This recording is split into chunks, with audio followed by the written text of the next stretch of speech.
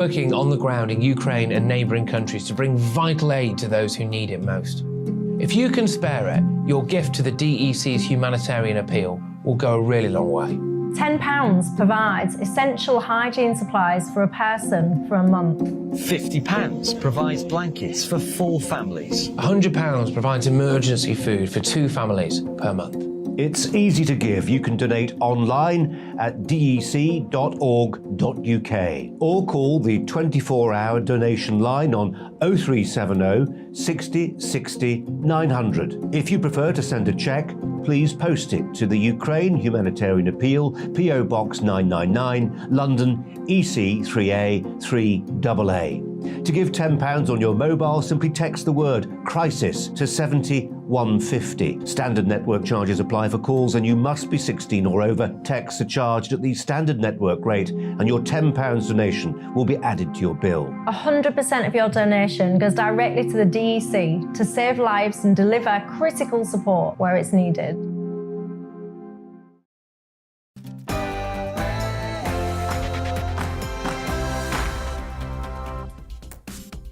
Despite all the moral outrage, the European Union has paid vast amounts to Russia since the invasion of Ukraine for its oil, its gas, its coal, and yet given a very small amount of money to Ukraine. Russia winning the economic war. Just how hypocritical are the European Union? Calories will be printed on our menus. Will they be accurate? Will it work? Will it reduce obesity in this country? I somehow rather doubt it. We'll debate that. And joining me on Talking Pints, legendary rock and roller Suzi Quatro. But before all of that, let's get the news.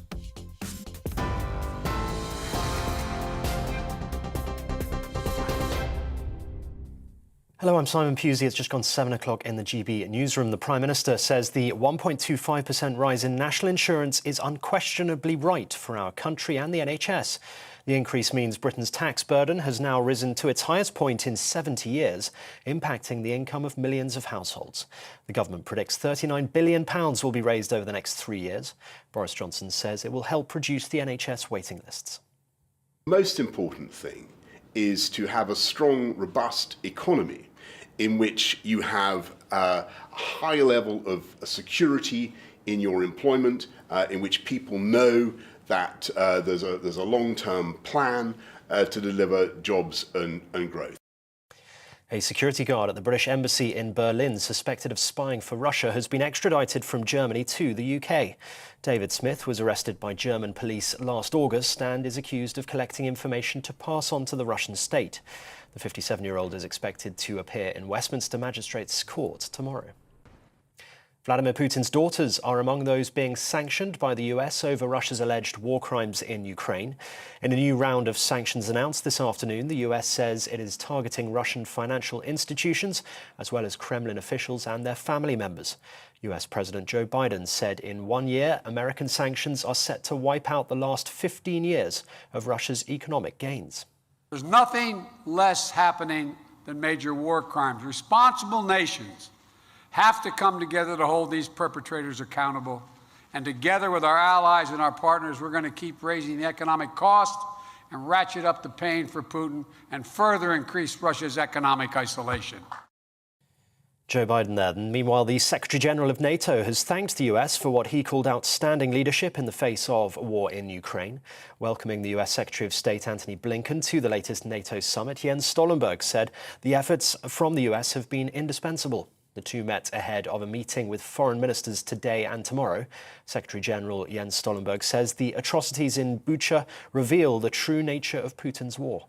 Killing of civilians is a war crime, and therefore, NATO allies are supporting the international efforts to establish all the facts, to investigate and to make sure that perpetrators are punished. In the UK, the Prime Minister says biological males should not compete in women's sports. Speaking during a visit to a hospital, Boris Johnson said to him, "It seems sensible." It's after he defended the government's decision not to include trans people in the proposed ban on conversion therapy. He added there were complexities and sensitivities which needed to be worked through. TV, online and DAB+ radio, this is GB News. Now it's back to Farage.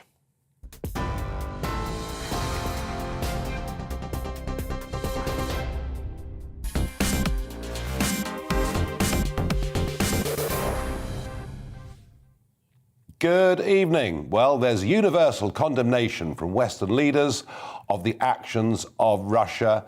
Much talk about war crimes trials that'll be held later on, but also lots of very tough talk on sanctions. Sanctions being imposed on individuals. I mean, so much so that Roman Abramovich is having to borrow money to pay his staff because he can't use his bank account. And we see endless rounds of applause for the new hero, President Zelensky of Ukraine. But sometimes I think that it's quite useful, actually, despite the pledges from the UK government to end this year imports of oil and coal, and the European Union themselves saying they will stop buying coal from Russia by the end of the year. I think it's useful sometimes to follow the money, to see what's really going on. Today, the ruble traded higher against other international currencies than it was trading at before the invasion of Ukraine, which tells you really a lot. And that's not just because the newly re-elected leader, Viktor Orban of Hungary, has agreed to pay in rubles. Now, I'll tell you why it's really going on. And this was made clear yesterday. Since the invasion, EU countries have paid $35 billion to Russia for oil, gas and coal, and, wait for it, given a grand total of $1 billion to Ukraine in the form of aid. In many ways, Brexit Britain, now freed from European Union, freed from EU foreign policy, has taken a lead, which is perhaps why President Zelensky constantly is praising Boris Johnson's efforts. But for all the talk of sanctions, for all the talk of war crimes trials, for everything we hear from the leaders of France and Germany and Italy, I'm asking you tonight the question, how hypocritical is the EU? Farage at GBNews.uk. All I can say is it's episodes like this that say to me, thank goodness we've left common foreign policies, emerging common energy policies. I'm certain we can do it much, much better. But is anything going to improve? Is anything going to change? Or is Germany going to continue to fund Vladimir Putin's war machine? Because that's exactly what is going on right now. Well, Daniel Lacalle is Professor of Global Economics at IE Business School in Madrid and joins me to debate this subject. Daniel, good evening. Hi, good evening. Thank you so much for inviting me. No, not a bit. I mean, I know you study these things in great depth. I mean, am I being unkind or unfair to accuse the European Union of absolute blatant hypocrisy? I wouldn't. I would not say hypocrisy. I would say that it is virtually impossible to offset the supply of natural gas from Russia to the European Union in such little time. As you very well know, the 150 BCM of natural gas that the European Union imports from Russia is subject to long-term take-or-pay contracts, and numerous challenges appear because changing it for natural gas coming via vessel, LNG, is very difficult, significantly more expensive, and we must not forget many of these take-or-pay contracts have been paid in advance. So it's a very, very complicated situation. I think that certainly everybody now agrees that Germany's decision to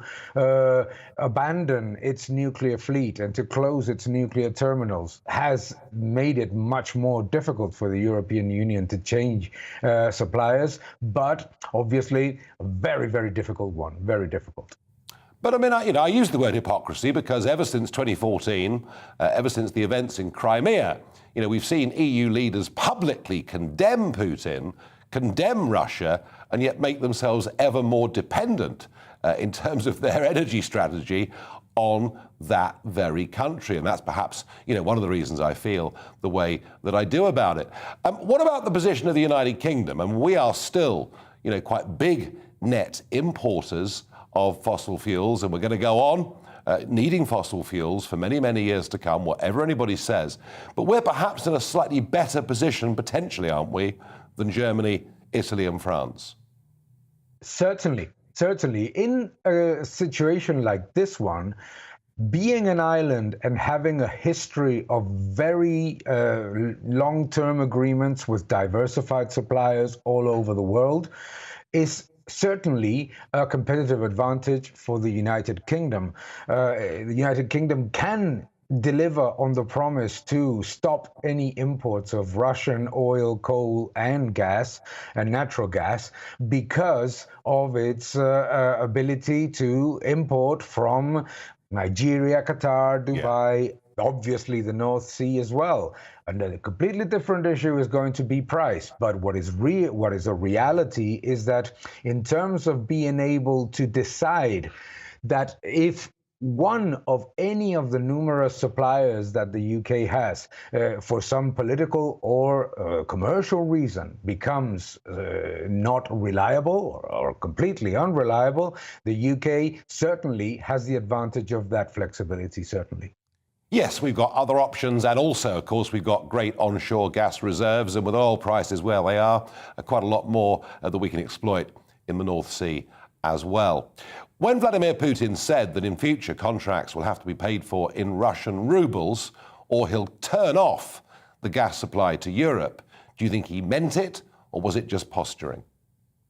I think there's a little bit of posturing, and there's obviously a threat there that the European Union countries take very seriously, don't they? Because when he says that he wants buyers to purchase natural gas in rubles, what it means is that the European Union will have to sell euros to purchase rubles. And that weakens the European currency and strengthens the ruble, therefore puts the situation of the central bank in Russia in a better position. However, what we have learned from this conflict, and as you very well mentioned before about what happened in 2014, etc., is that Russia cannot stop the supply of natural gas to Europe that easily, because Gazprom requires a significant amount of foreign reserves in order to continue its activity, and that the European Union cannot stop its purchases as quickly as they would expect. It is very, very complicated, and there's only one long-term contract that expires in 2022. So it's going to be a significant challenge for both. And what we heard, I think it's yesterday, from the Russian authorities was that they intend to change the terms of the contracts to make them paid in rubles, but that not immediately. So it's again a very challenging situation, I would say. No, it is. And let me finally ask you a really difficult question, a really unfair question. And by the way, I was a commodity broker for 20 years, and I know how tough predictions are. But you know, gas, oil prices, do you think they're going to remain high prices for the foreseeable future?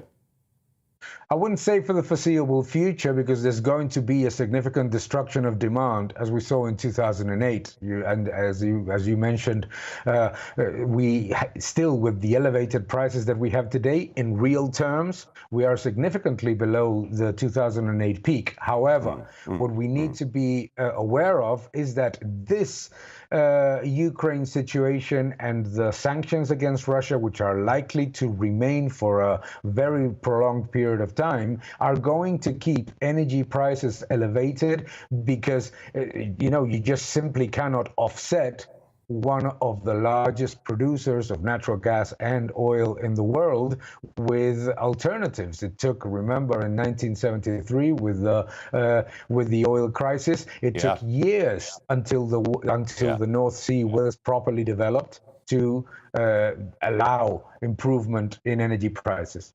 Yeah, this is not going away in a hurry. I agree with you completely. Daniel Lacal, thank you very much indeed for joining me tonight here on GB News. A pleasure, thank you.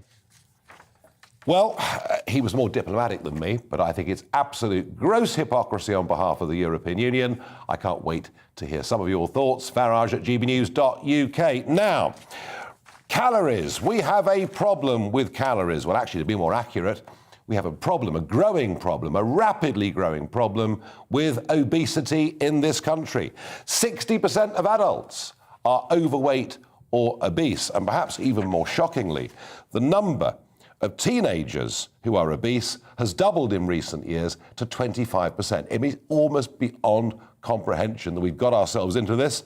And, of course, exercise is a very important part of the equation, but it's the input, above all, that makes the difference. Well, government legislation's come in to say that restaurants, cafes and takeaways with more than 250 staff, and that obviously means, you know, chains, pub chains as well, will have to put calories next to their meals on their menus.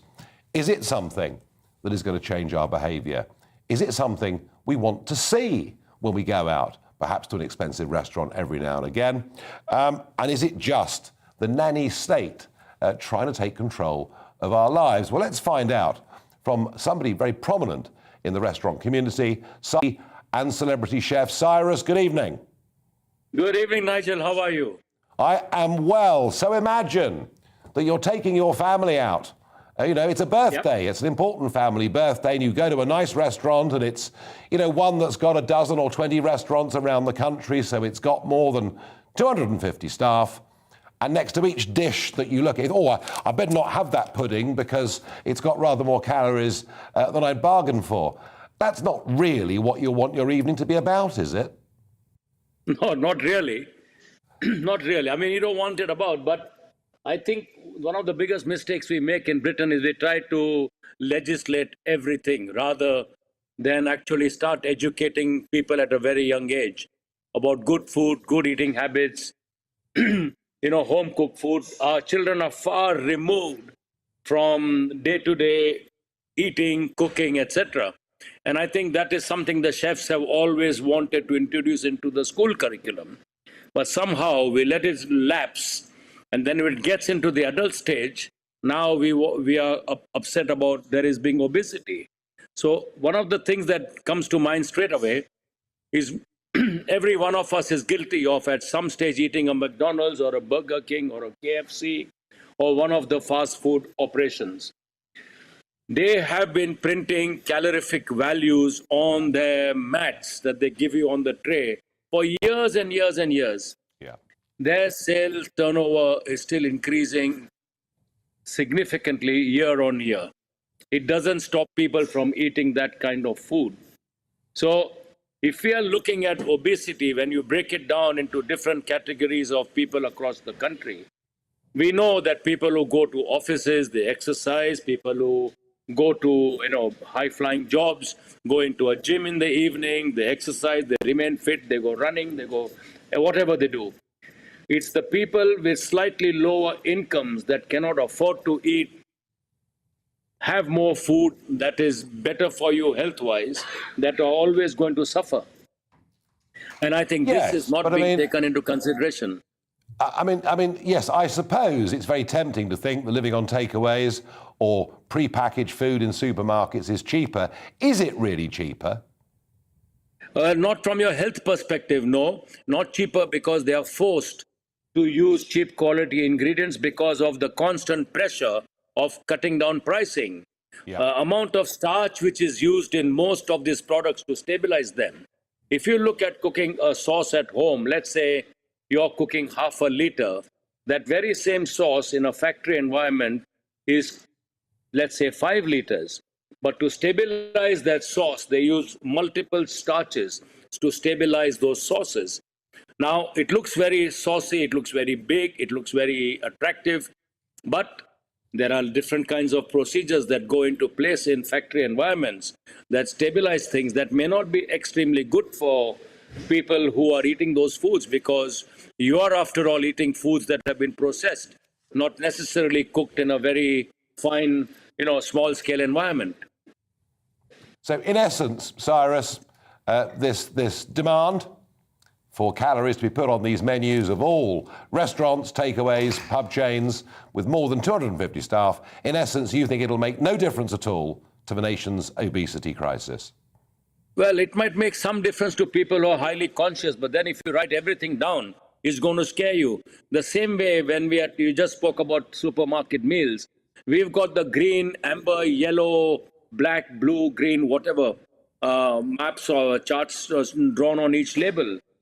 How much has it really helped people to understand that anything which is amber and above is not good for my health? But then at the same time, it costs £1.40 as compared to something which is green costing £3.50.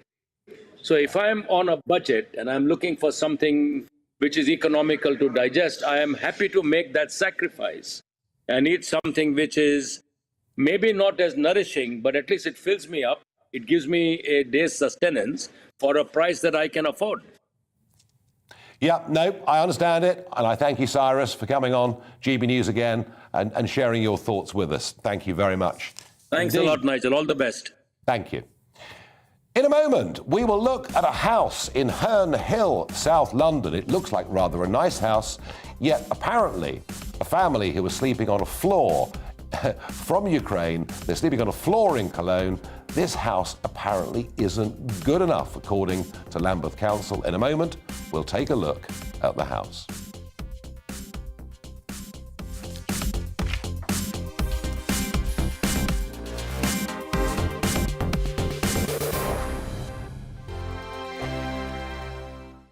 Europe is in the grip of the most devastating humanitarian crisis since World War II. The people of Ukraine are facing unimaginable suffering as their homes are destroyed and their loved ones are killed.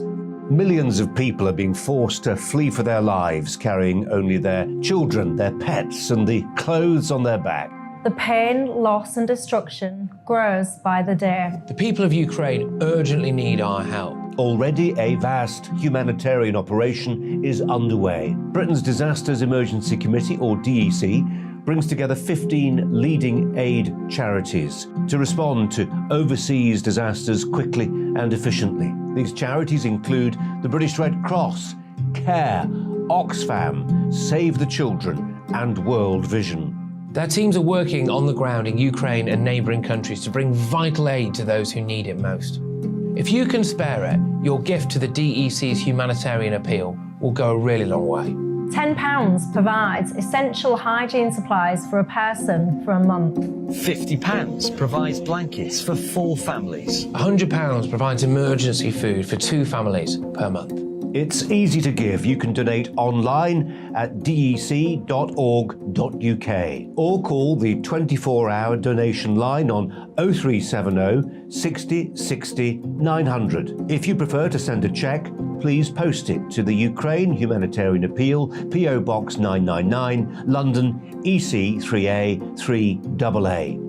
To give £10 on your mobile, simply text the word crisis to 70150. Standard network charges apply for calls and you must be 16 or over. Texts are charged at the standard network rate and your £10 donation will be added to your bill. 100% of your donation goes directly to the DEC to save lives and deliver critical support where it's needed.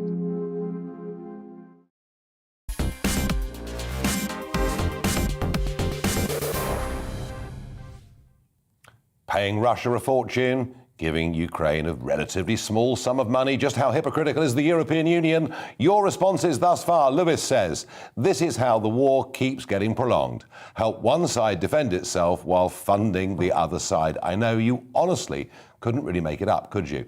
Ben says, pretty sure we are as well. Missiles to Ukraine paid for with fuel duty from Russian oil. Well, there's some truth perhaps in that. David says, I think a state or individual that makes any purchase from Russia should be required to make a corresponding payment into a fund to help rebuild Ukraine. Gosh, that would cost the Germans a bit, wouldn't it? Another viewer says they can't afford not to. Russia holds all the cards right now. In many ways, in economic terms, I think that is right. Dawn on Twitter says, typical EU, say lots and do nothing. Now, one story that really hasn't got much attention this week or over the last few weeks is the whole question of vaccines and vaccinations. And I guess that's because the war in Ukraine has kind of dominated headlines. Yet this week, we have started vaccinating in this country children aged 5 to 11. Now, this is not compulsory. It is up to parents to make their own decisions. And I've heard different stories. Some say they're putting pressure being put upon them by schools. Others saying no, they've been free to make their own minds up. But I just have to ask this question. Why are we doing this? Because looking at statistics, looking at the number of youngsters who have died with COVID since this pandemic began, we are talking about a tiny, tiny number of people. And of course, all forms of infant mortality, all forms of young people, teenagers dying from whatever condition it is truly horrendous and awful. But I am also aware that there are some, particularly heart surgeons and others, who say that they've seen an increase in myocarditis among young men. It's young men, particularly. Again, difficult to evaluate numbers on all of these things, but do we really need to vaccinate 5 to 11-year-olds, to double jab 5 to 11-year-olds? And then, of course, inevitably, I suppose, give them their third jab, the booster, or, as many of our vulnerable now are getting, their fourth jab, and no doubt the fifth not far down the road. I really do need some convincing. This is the right thing to do. I can't see that young people are at risk. I'm also struck they can still catch COVID and still pass it on. Well, perhaps somebody now will convince me that I'm wrong, and that is Dr. David Strain, Senior Clinical Lecturer at the University of Exeter Medical School. David, good evening. Good evening, Nigel. Do we really need to be doing this? Well, the first thing that you said, that this is very much about parental choice, is an essential part of this. This is by no means mandated. And like you, there are many who do need convincing, because I would agree with you that the mortality from COVID in youngsters is frighteningly small. It is much lower. They're very low risk of actually dying of COVID. So to get it clear, we are not talking about vaccinating to be talking about saving lives. But the benefits of vaccination are more than that. And there are a few different areas. So the first is the Omicron variant of COVID, as we are well established, is causing a lot less pneumonia for adults because it's affecting the upper airways more. But remember that the airways of a child are about the thickness of a pencil. So when they get inflammation of the upper airways, it can cause quite severe bronchiolitis. And we are seeing a lot more hospital admissions at the moment with COVID in the Omicron variant in children than we ever saw in previous variants. And that's because of this change in things. So the thing that's making it less severe for adults is making it more severe for children. The second component is the risk of long COVID. The argument goes that a double vaccinated 6-year-old, if they catch COVID, are less likely to become really unwell. They are far less likely to become unwell, and we've got really good data from that. The second risk is the risk of long COVID, and we are seeing a tremendous number of children now affected by this. And we know that there are the two best ways of preventing long COVID is, firstly, don't catch COVID in the first place. Vaccines help with that. Secondly, the vaccine has been shown to reduce the risk of developing long COVID by about 40%. Now, the risk of long COVID in children is not as great, but there are still about twice as number of children who get COVID compared to any other viral illness that are left with some severe debilitating disease. And for the parents of those children, and just go on to long COVID kids to hear the experiences of those parents, that has devastating consequences there. And the third is just a far more generic thing, that keeping COVID rates down, keeping it down in the community, keeping it down in children, will keep children at school, keep them being educated, and also reduce the risk of them bringing COVID home to parents, grandparents, and spreading it in that manner. And it's argued by many, although possibly not by my children this evening, that having two living parents is better for you than not having parents. And But we do have to balance that up against the risk, and we are quite fortunate that the vaccination of children in America has took place now for 4 months. So we've got really good safety data from 8.5 million American children. So this is not the trials. This is 8.5 million children. And in that case, there's only been 89 cases of myocarditis have been reported at the very low dose that we give to children. No, you've made your points very, very strongly, very convincingly. The one thing I'm just not convinced about is however many jabs you have, it still seems to me your likelihood of catching COVID is pretty much the same as everybody else. Well, we are seeing a reduction in the risk of catching COVID, and even if you do catch COVID, the symptoms are much less. You'll be hearing in the news this week that we've got lots of people in hospital with COVID, but they are less sick than they used to be because of that vaccines. That will also apply to our children. All right, David Strain, thank you very much indeed for coming on and making your points here on GB News. Well, that was a very powerful case put for vaccinating youngsters. I still have to say I question it, but that's what this channel does. We have free, open, and I think mostly civilised debate. At What the Farage moment, let's have a look at the 46th President of the United States of America, the leader of the free world. Let's have a look at what he's been up to in the last 24 hours. So here he is. He probably isn't quite sure what day of the week it is, and that's because Obama is there, and Obama is a slightly bigger draw than Sleepy Joe, and this was Obama.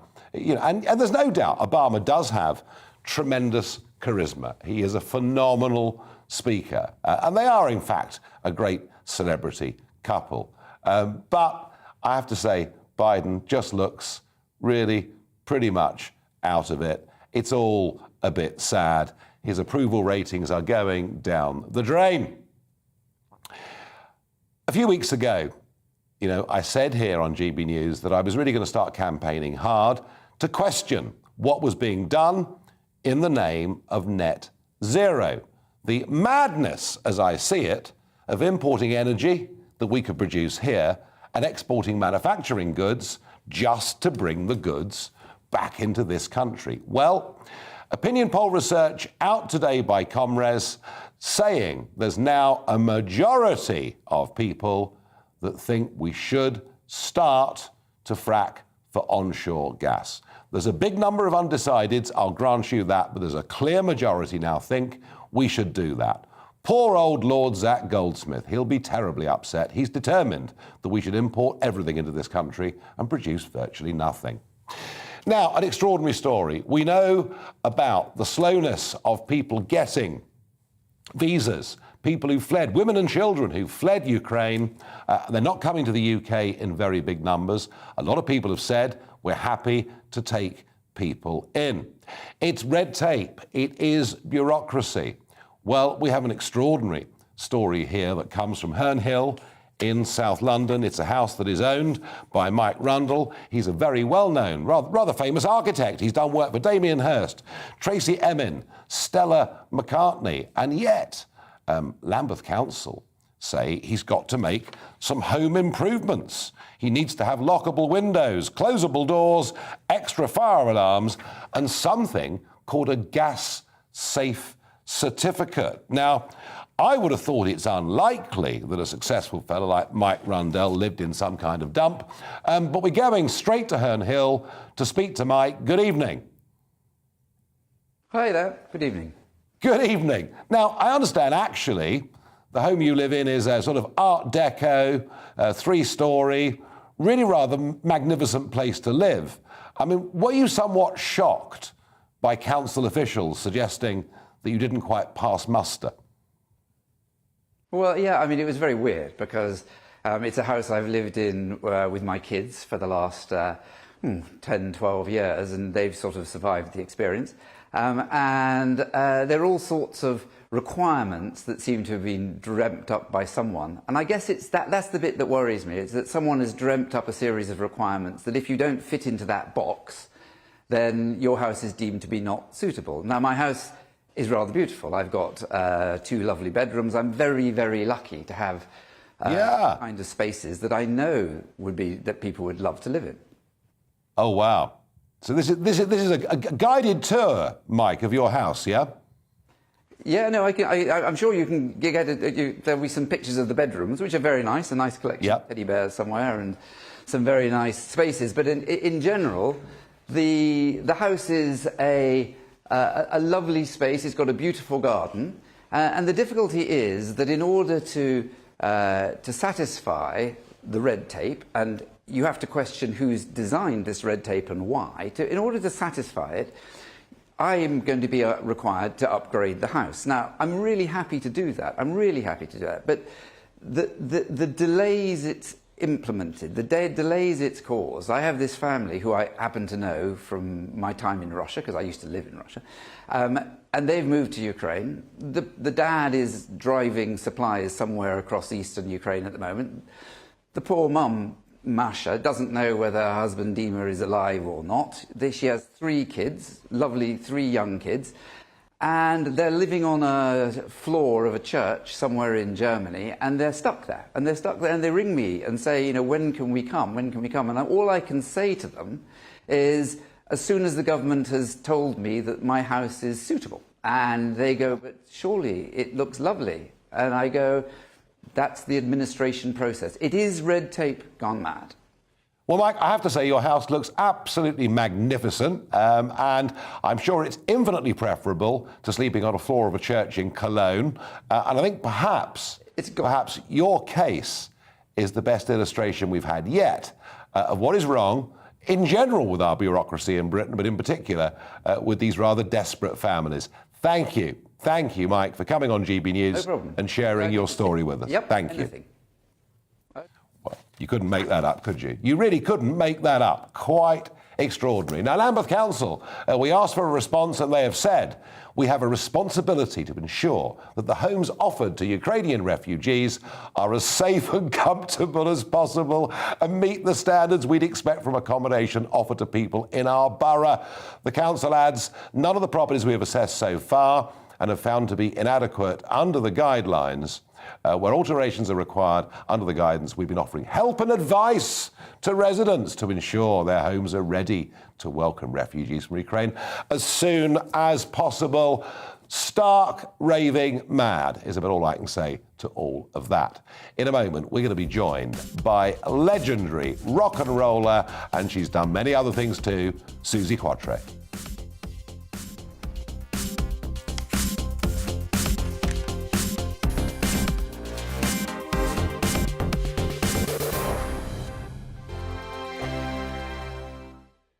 Europe is in the grip of the most devastating humanitarian crisis since World War II. The people of Ukraine are facing unimaginable suffering as their homes are destroyed and their loved ones are killed.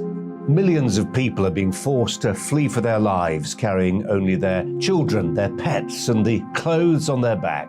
The pain, loss and destruction grows by the day. The people of Ukraine urgently need our help. Already a vast humanitarian operation is underway. Britain's Disasters Emergency Committee, or DEC, brings together 15 leading aid charities to respond to overseas disasters quickly and efficiently. These charities include the British Red Cross, CARE, Oxfam, Save the Children, and World Vision. Their teams are working on the ground in Ukraine and neighbouring countries to bring vital aid to those who need it most. If you can spare it, your gift to the DEC's humanitarian appeal will go a really long way. £10 provides essential hygiene supplies for a person for a month. £50 provides blankets for 4 families. £100 provides emergency food for 2 families per month.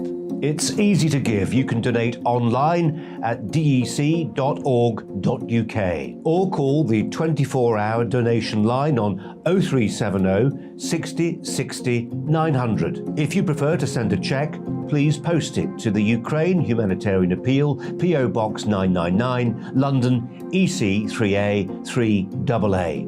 To give £10 on your mobile, simply text the word crisis to 70 150. Standard network charges apply for calls and you must be 16 or over. Texts are charged at the standard network rate and your £10 donation will be added to your bill. 100% of your donation goes directly to the DEC to save lives and deliver critical support where it's needed.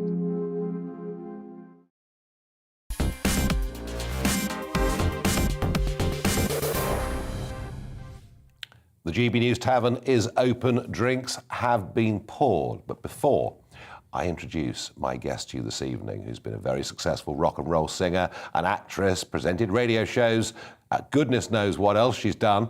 But let's have a look at her. On Top of the Pops, the song is Can the Can, and it's 1973.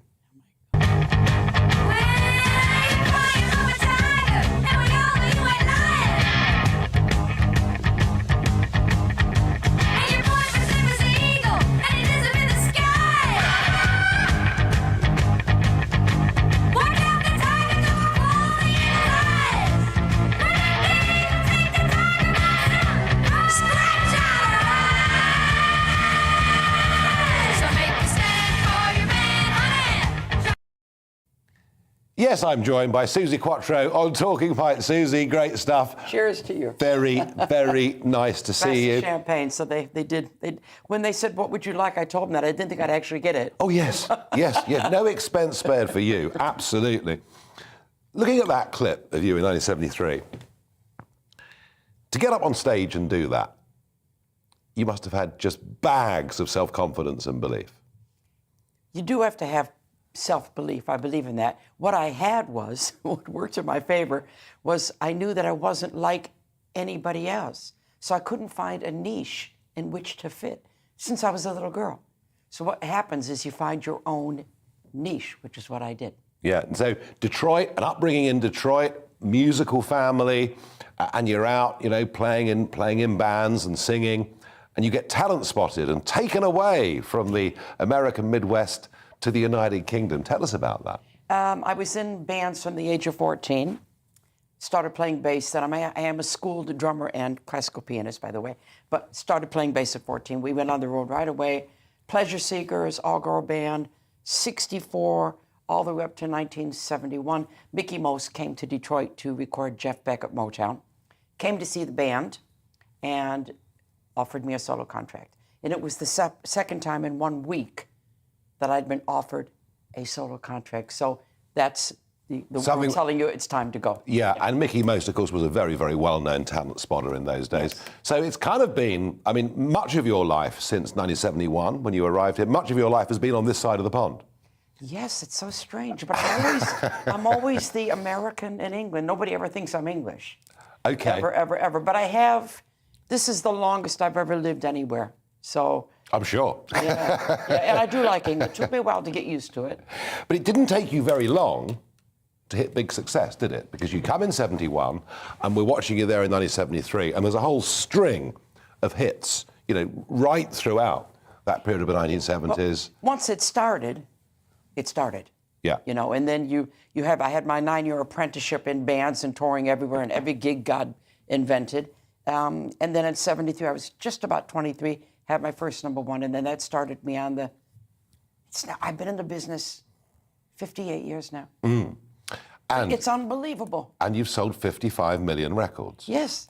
You've been very, very successful. You've made money, you've done well, but so many people like you who suddenly hit this incredible, the level of fame you had when you were doing that on Top of the Pops. You became this big sex symbol. You did.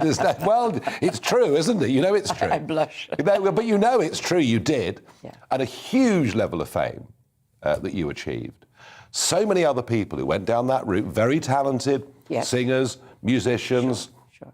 Went down that route and spiraled into self-destruction, many of them dying incredibly young. Mm-hmm.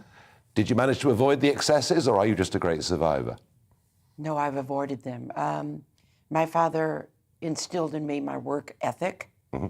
He's been gone for a while now, a musician. And when I was like 16, here's the answer to your question. Yeah. Although all his kids were in the business, he pulled me aside at home. And he said, I want to talk to you. I said, yeah. He said, looks like you're serious about what you're doing. He knew I was going to be in it for my lifetime. I said, I am. He said, okay, I have something to tell you. I said, yes. He said, what you're doing is a profession. It's your job. And I went, right? And he said, so if you're playing for 10 people or 10,000, every single person in that audience has taken money out of their pocket and paid to see you, and you owe them. And that's my attitude. I never felt the need to do excess. You know, I just... No, because but how do you deal with that level of fame? Because it did come very quickly, didn't it? You deal with it by never for a moment thinking that because you're successful in your chosen field, that it makes you better than somebody else. It doesn't. And I'm very lucky I have an ego room at home. Go on, tell us more. You have to go up 2 flights of stairs. It's an Elizabethan manor house. I know, it's great, isn't it? And on the 3rd floor, you can bang your head and the walls are crooked, so it's an analogy, but it's real. And you finally get to a big, heavy wooden door, and I had a little plaque made, and the plaque says, ego room, mind your head. You go in, and it's everything, videos, scrapbooks, clothes, guitars, posters everywhere, stage passes, and you actually see the big red book, This Is Your Life. The important thing because is, you did that, didn't you? Yeah, sure. Yeah. The important thing is, though, you come out of the room and you shut the door. This is how I stay normal. There's a place for the ego, and there's a place to put it away. Interesting.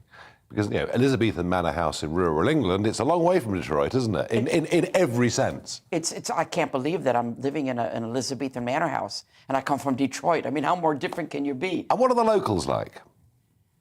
Are people friendly to you? How do you find the English? I obviously, because I've been around so long now, I get recognized everywhere, and I always do the same, because I refuse to hide. From the time I got known, I refuse to hide. I say, if you want to see me, here I am. So I'll walk down the street in town, and somebody will go. And I'll look at them, and I'll go. That's the end of the confrontation. But they recognize me with my mask on. How is that possible? Well, I guess because of television and Top of the Pops and all the other things that you've done. Even with the mask on. Even with the mask on. I found the mask a blessing, personally, because having been in politics, it's a 50-50 reaction I'm going to get. So I think the plastic surgeons are a bit out of pocket, aren't they? Well, you're probably right. Don't need the operation anymore. But the singing, the music, and you're still doing it, and we're going to come to that in a moment. But the other bit of your career that really is fascinating and, you know, kind of made you, well, not just big in this country, but America, the whole of the English-speaking world. That incredible series, Happy Days. And it was just, you know, when I was a teenager, it was just cult stuff, and people loved it, and they'd organise their life around what time it was going to be on. How did that happen? How do you go from being this rock and roller to being an actress? I always knew I could do that. I am an artiste. Okay. I'm an artiste. I'm an author. I'm a presenter on TV, on radio. I act. I've done musicals. I've written a musical. I'm an artiste. I like to stretch. Don't box me in. Don't box me in. They called me. I was on tour in Japan, and they had the script. For a long time, they were trying to find somebody who could act, somebody who was tough and vulnerable at the same time, and possibly could sing. Hello.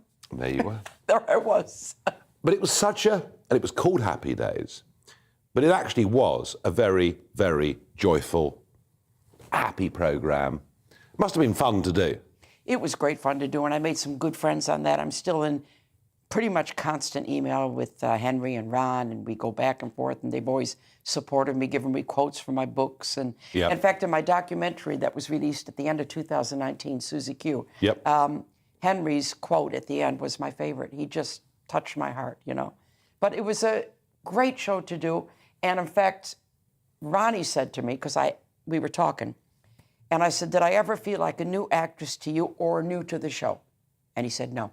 You felt like you'd acted all your life, and you felt like you'd always been in the show. So it was one of those things that was fated to be, and it felt natural and correct. Now, all those years you were at Radio 2, and you were presenting, and you were looking at music and new music.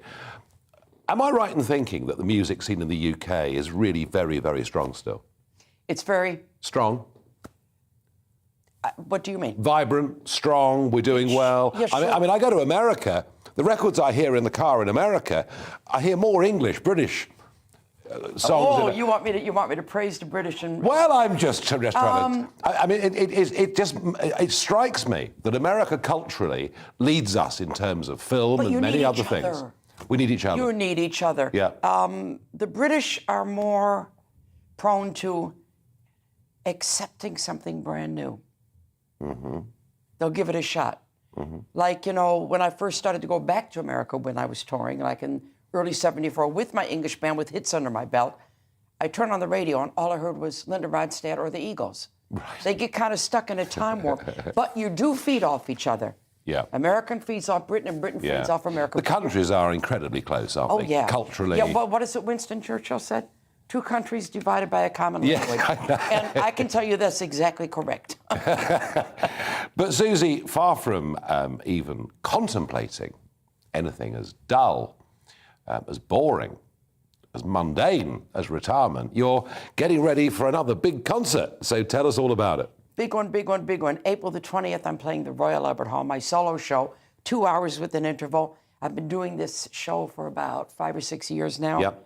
And it's my favorite kind of thing because I can take you through my life. Nobody says, oh, you're on and off of the... I can do what I want. That's it. They've paid their money. They've come to see you. Fantastic. And I've worked out my intro. Ready? Come on, share it. The Queen of Rock and Roll is playing the Royal Albert Hall. And I'm going to turn this into this. Is that allowed to say? I think it's all right, you know. I mean, yeah, the Queen of Rock and Roll, which you have been called many, many times. Yeah. I wish you really well with this concert on the 20th of April. I have to say, you know, just huge congratulations, really. Thank you. What's been the best bit? The best bit, that's so hard to say. I've had so many highlights. You know what, the thing I'm most proud of is that I've been able to be successful for so many years and basically feet on the ground. That to me is a real accomplishment. It is a real I'm approachable, yeah. I'm normal-ish. Yeah. I said it to my friend Lindsay DePaul, bless her, we had lunch one time and we were talking and I said, I'm normal, Lindsay, and she went, that's my memory of her. Yeah, I don't think if you've got creative talent, you're necessarily normal. No, you're never going to be normal. I think you're perhaps exceptional, but the feet on the ground point is a very, very good one. And that's perhaps why you have, you know, kept going forever, not, as I said, self-destructed, as so many other people in rock and roll I take it serious. seem to do. No, you do take it seriously. When I get on that stage, I'm going to entertain you. No, and if you don't go out happy, that's not your fault, that's my fault. Well, I'm absolutely certain that on the 20th of April at the Royal Albert Hall, people will go out very, very happy. Last question. When you listen to music, what do you most like to listen to? People ask me this, it's so crazy. Because I do rock and roll for a living, yeah, and I'm always writing it, you know, rock and roll is everything, I tend to go opposite. I do Frank Sinatra, I do Gene Pitney, I do Bob Dylan, I do Tom Petty, I do Dory Previn, I do just everybody but rock and roll. Because it's my relaxation. It's your time off. Yeah. I get that. And having worked as hard as you have, you no doubt deserve it. Suzi Quatro, thank you for joining me on Talking Pints. Thank you. Cheers.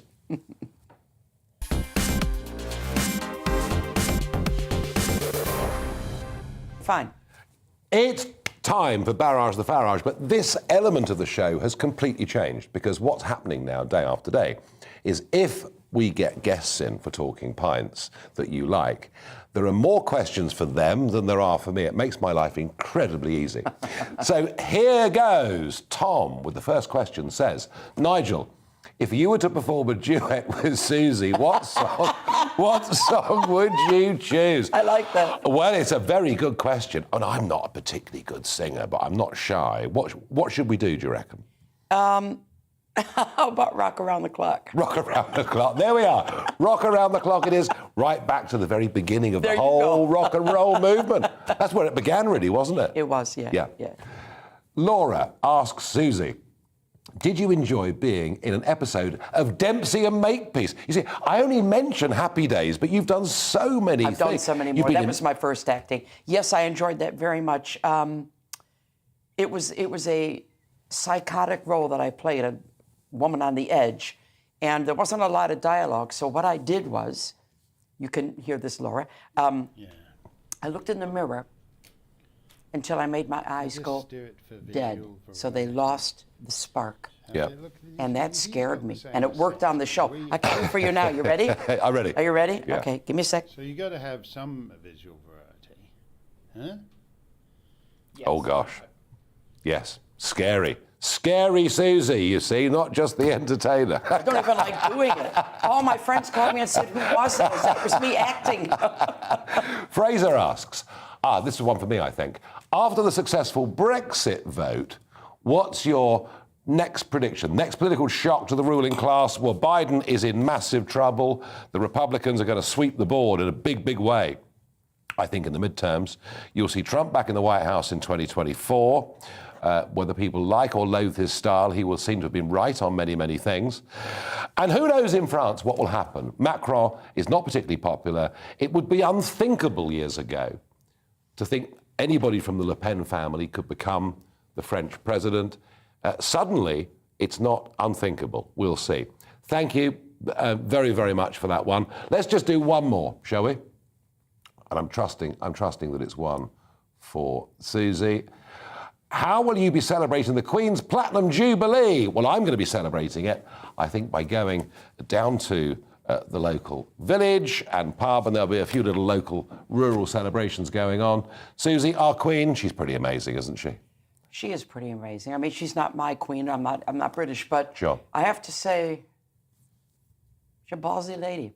She is. She That's the only is. word I can think of. No, she is amazing. She really is. She's a very strong woman. And to do that for 70 years is almost unbelievable. And I think how her husband stood by her like that it made me cry when I watched the funeral. I was in tears. It was on her own. It was terrible. Yeah. Susie, thanks for coming on. My pleasure. Thanks for watching, everybody. In a moment, we'll be off to Mark Stein. But before that, let's get the all-important weather. Hello, I'm Aidan McGivern from the Met Office. It's going to be increasingly windy through the next 12 to 24 hours, turning colder with that wind coming from the north and northwest, and we'll see rain in some places, hill snow. The low pressure responsible for the wind is moving close to Northern Ireland, Western Scotland during the rest of Wednesday. Tight isobars on the southern flank of that low will bring gales to parts of northern and western Scotland, Northern Ireland, into these Irish sea coasts of North Wales, northwest England. Risk for some exposed parts of 60-mile-per-hour wind gusts, perhaps a touch more in some of the most exposed spots.